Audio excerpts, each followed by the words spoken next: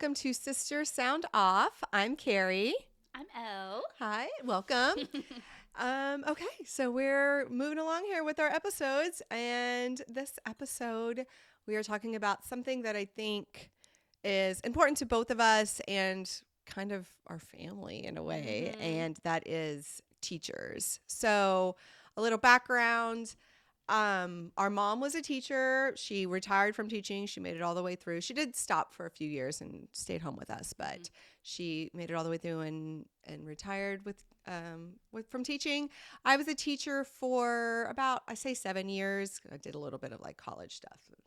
It's teaching, so I count it. Yeah.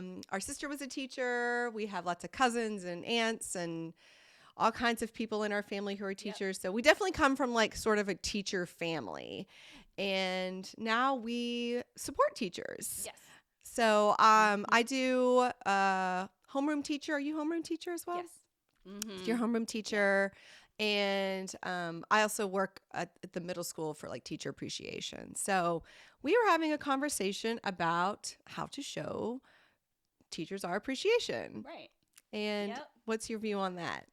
so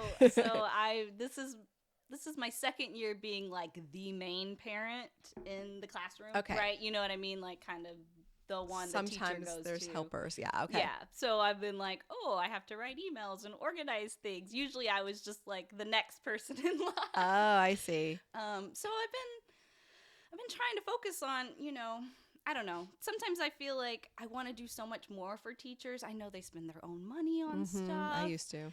And, I feel like there's so little control to give them like the salary and the respect they deserve as far as like a society. I think the That's want right. is there, but I think it's all outdated as far as maybe the rules and all that or whoever's running it. So Yeah. so anyway, so this year I really had a goal. I still have a goal. I want to basically any teacher I see, I want to give them $1,000 and a hug and be like, "You're awesome." Yeah. So I'm gonna try to raise a good amount of money for my kid's teacher this year, Right. as far as being the mom. So my friend helped me with this. She was like, "Well, when I used to do it, they didn't really email as much, so she had to run people down, and she'd be like, hey, we're getting donations for teacher appreciation. Most people are giving $100.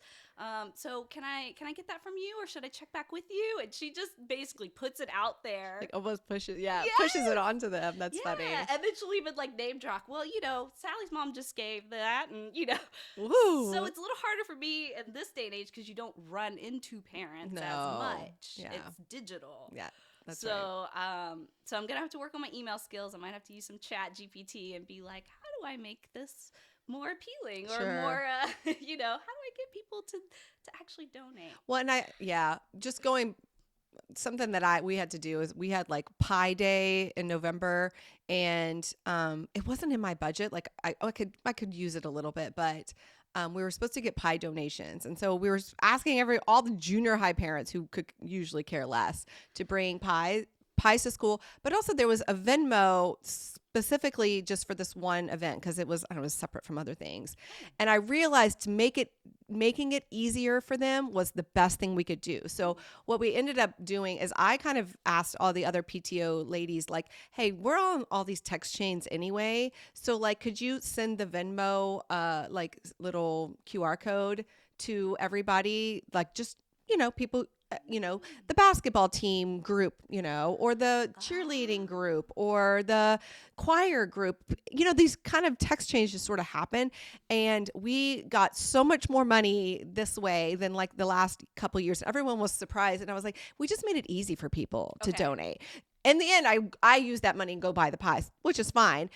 But I couldn't use it out of my normal budget. So it was just like a weird thing. But yeah, so that's one thing I would recommend if you're going to do that Easy. is make it easy for people. Like here, buttons. Yes. So yeah, that's a good idea. Yeah. But I mean, I've kind of started to talk to people about it too. I mean, I kind of call it like, I think we should tip our teachers. Like we tip waiters, we tip bartenders, we tip, mailmen, we tip a lot of people. why can't we tip our teachers? That's right. They really don't make enough money. I mean, if you don't believe me, go sub for a day. I mean, when you're a substitute and you go in the school, you will see that these teachers deal with so much stuff. I mean, I know they love their kids, but there's a lot of kids who have a lot of needs, and they're trying to work on all of that all the time, and also answer to their curriculum requirements, and it's just a lot, and we're losing teachers left and right because it is such a hard job. So like, what can we do to help a little bit? And I think if you could hand $1,000 to the teacher at the end of the year, I mean, that would be amazing. Yeah. So I've been personally tipping the last couple of years, instead of getting gifts, and sometimes I'll still throw a little something in, but or even gift cards. I mean, I'm just starting up giving them cash